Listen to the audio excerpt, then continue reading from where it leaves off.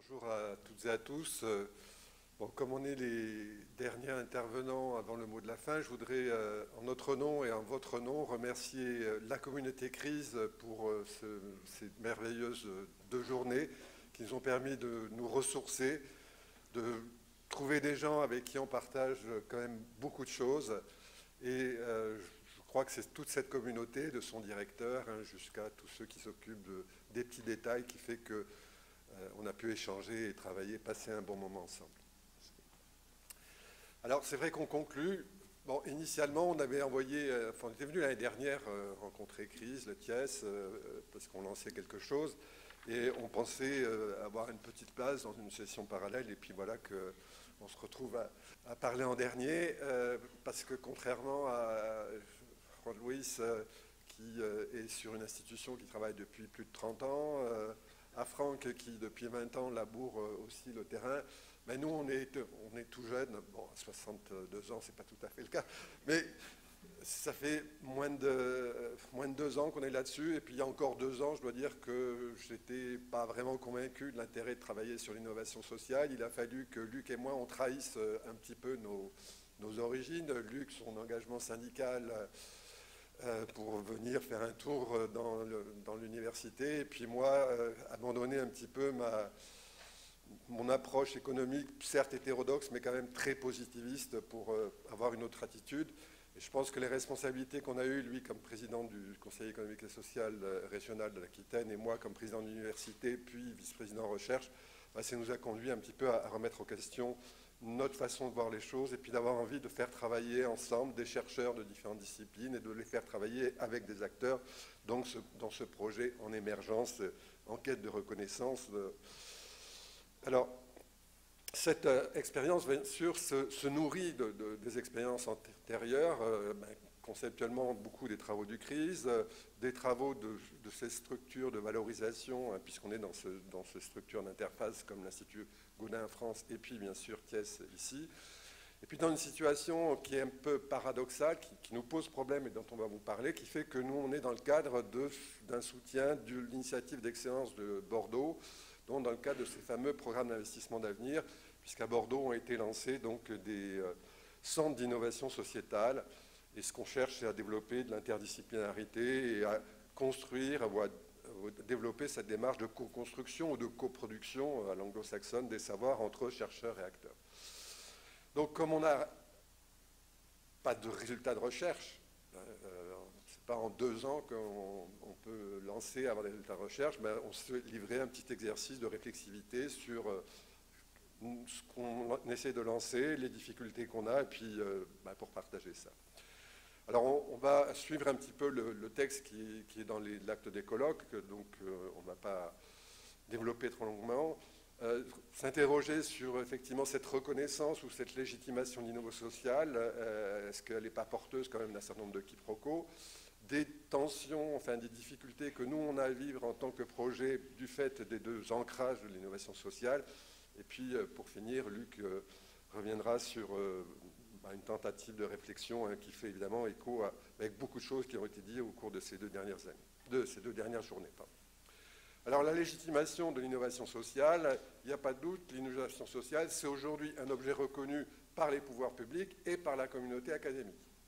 Il y a 10-20 ans, je pense que Crise était dans une situation un peu plus difficile. En Amérique du Nord, évidemment, depuis longtemps au Québec, on sait que Obama avait lancé un bureau de l'innovation sociale et de la participation civique.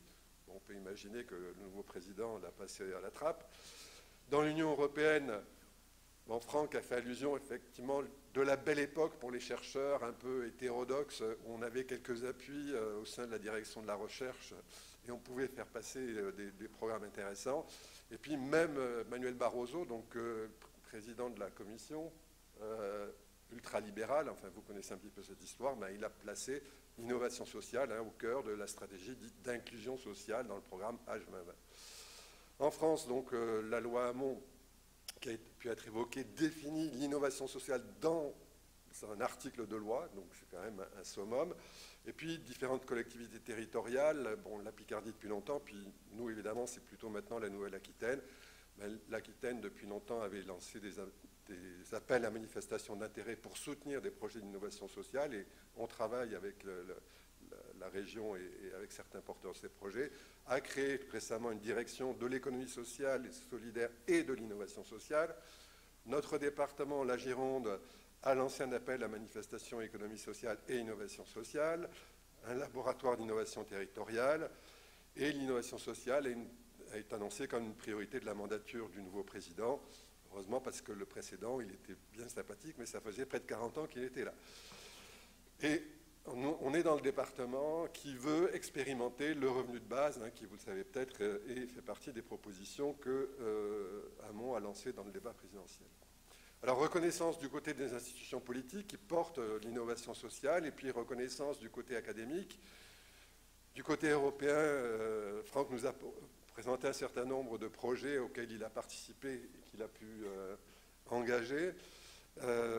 Simplement pour le 7e PCRD, c'est-à-dire celui qui était avant H2020, il y avait 17 projets qui ont été recensés par nos collègues relevant plus ou moins de l'innovation sociale. L'innovation sociale est reconnue en France dans le programme d'investissement d'avenir. Jean-Louis Laville est dans un LABEX où il porte l'axe innovation sociale. À Bordeaux, donc l'IDEX essaie aussi de porter ces thématiques d'innovation sociétale.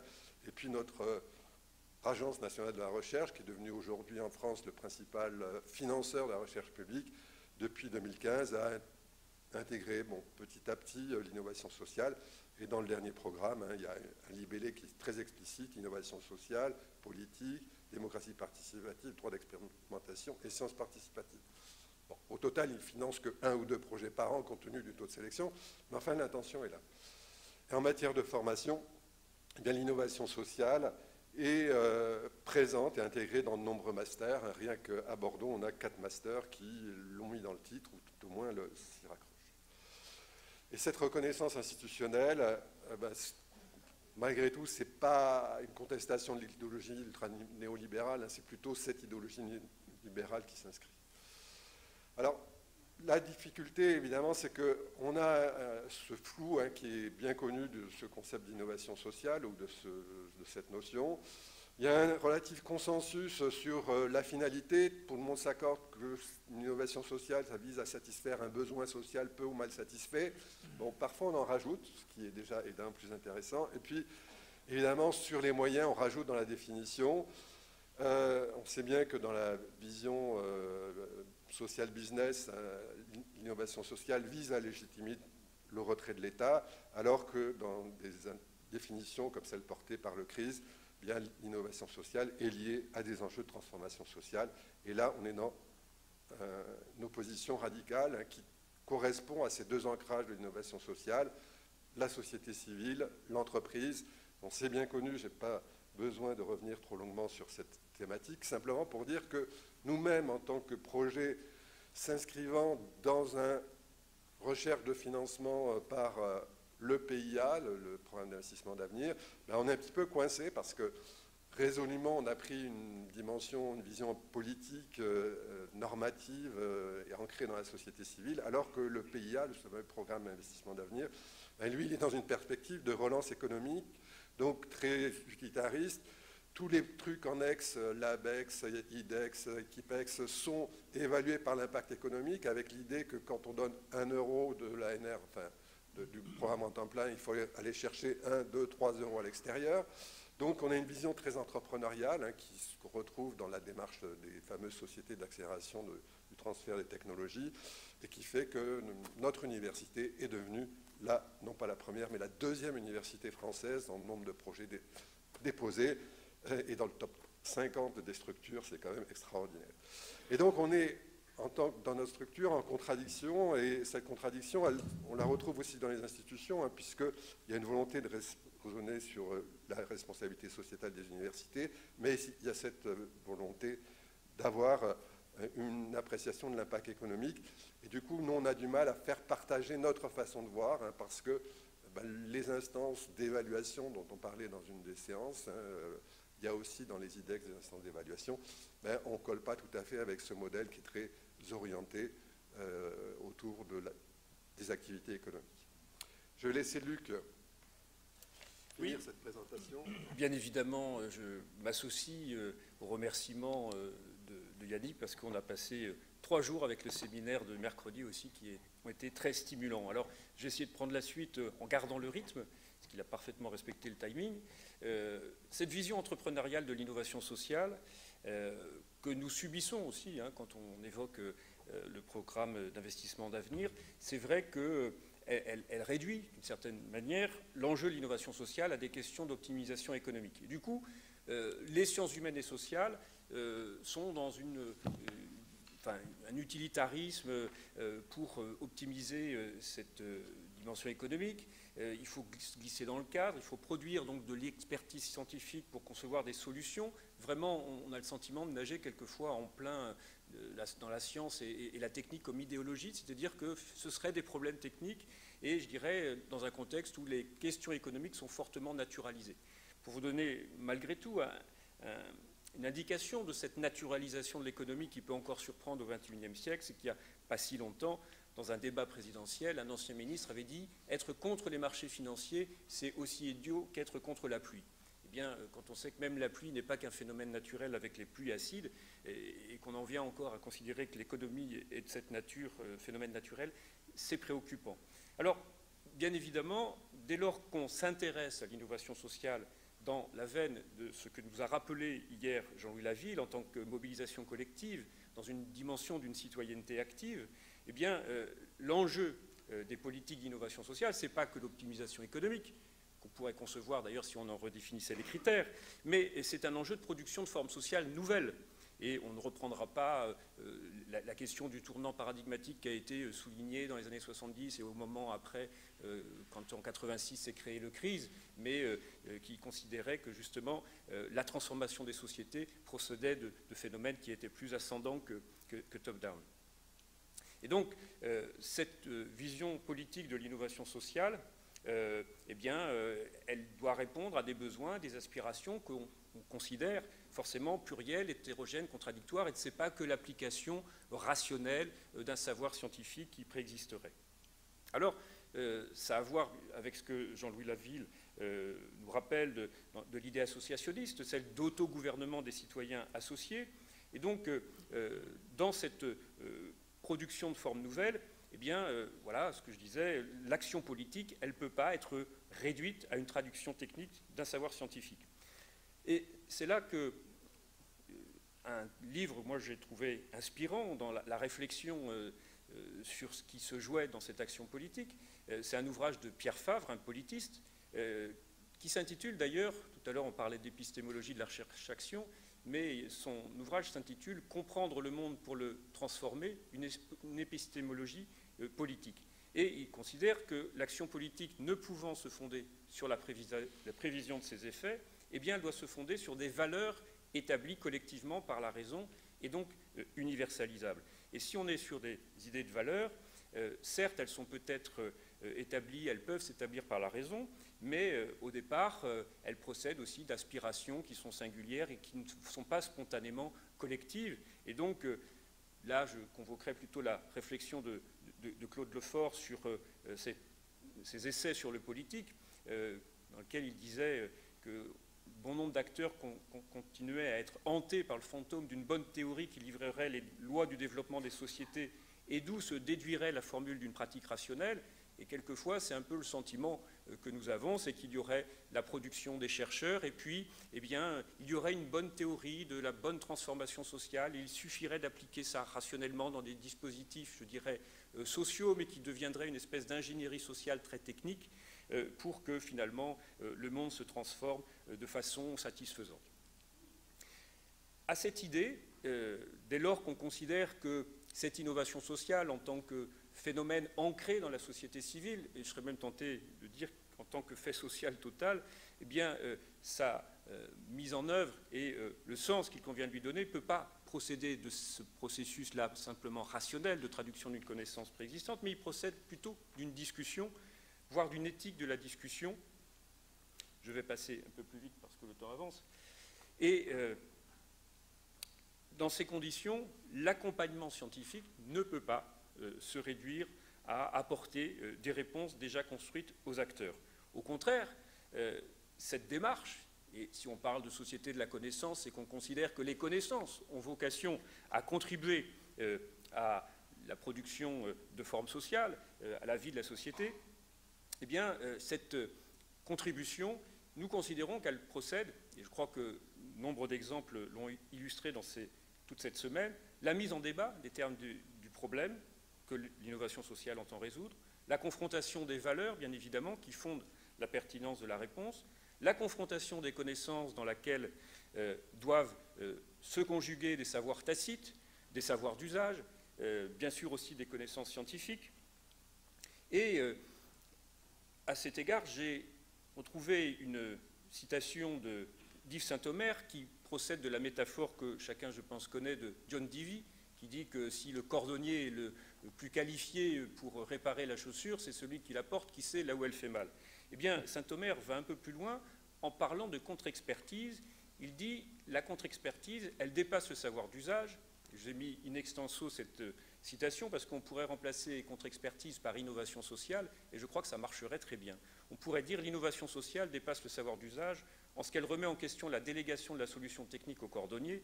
Il ne s'agit plus simplement d'expliquer à celui-ci où la chaussure fait mal, il ne s'agit pas non plus que certains participants soient par ailleurs cordonniers, comme dans le savoir professionnel diffus, où se monte une association communautaire qui propose de réparer les chaussures usagées. La contre-expertise suppose, pour garder la même métaphore, de réaliser plusieurs diagnostics sur les chaussures, d'élaborer plusieurs solutions pour les réparer, voire de contribuer à leur élaboration dès le stade de leur fabrication. Eh bien, je crois que la démarche de l'innovation sociale procède tout à fait de cette définition de la participation qui est proposée par Yves Saint-Omer. Et donc, cette démarche, on l'identifie comment elle pourrait fonctionner. Elle est néanmoins difficile dans le contexte institutionnel que nous avons rappelé. D'abord parce qu'il y a comme obstacle une organisation des sciences humaines et sociales. Il n'y a pas que les SHS qui contribuent à la réflexion, mais qui est une organisation en discipline très compartimentée. Il y a aussi, je l'évoquais tout à l'heure, la domination d'un modèle marchand et qui considère que l'utilité des SHS doit se vérifier par la création de valeurs monétaires, marchandes, financières. Et puis, il y a aussi ce que nous vivons, une certaine segmentation des dispositifs institutionnels qui considèrent qu'il y aurait d'abord la production de connaissances, et puis on aurait presque en rayon des savoirs qui seraient disponibles, et puis ensuite on les commercialiserait, entre guillemets, auprès des acteurs, et dans un esprit qui est aux antipodes de quelque chose qui pour autant grandit aujourd'hui, la notion de sciences participatives, de citizen sciences, ou les recherches actions collaboratives. Peut-être que dans la discussion, nous évoquerons tout ça. Alors, juste pour conclure cet aspect, il me semble pourtant que, et là je citerai un Français qui fut mon maître à l'Université de Nantes, Alexandre Letellier, et un Québécois, Hugues Saint-Ernaud, que peut-être certains connaissent ici. Il disait, il y a déjà plus de 20 ans, dans une perspective de renouveau de l'interaction toujours difficile entre chercheurs et praticiens, la démarche praxéologique entend mettre fin à la tutelle traditionnelle que le savoir homologué imposait à l'agir. L'acteur s'en retrouve valorisé, mais aussi confronté à de nouvelles exigences, développer son autonomie et accroître son degré de conscience à tous les niveaux de l'implication sociale. Eh bien, pour vraiment conclure cette fois, dans une perspective de dialogue à laquelle nous invitent aussi ces 3 jours-là, Juan Luis a commencé et ouvert ce colloque en nous invitant à produire un cadre cognitif commun pour remplacer un système économique et social absurde. Eh bien, il me semble que nous avons beaucoup des éléments de ce cadre cognitif. Et je dirais que les réflexions de Saint-Omer, celles de Saint-Arnaud et beaucoup d'autres constituent autant d'éléments d'éclairage. Et lorsque la question se trouve posée, c'est le sens de la dernière table ronde, le rôle de la recherche face à la transformation sociale, il va de soi qu'il ne s'agit pas de ressusciter l'illusion d'une transformation scientifique du monde. On a vu là où elle a conduit. Je pense qu'en revanche, l'enjeu, c'est bien celui d'une transformation dialogique. Et dans cette transformation dialogique, il y a effectivement à mettre en dialogue différents registres de légitimation, une dimension axiologique, des valeurs que nous avons envie de porter, qui définissent aussi, et tu l'as dit Juan tout à l'heure, vers quel type d'innovation sociale nous avons envie d'aller, vers des innovations sociales qui soient plus démocratisantes, qui soient plus capacitantes.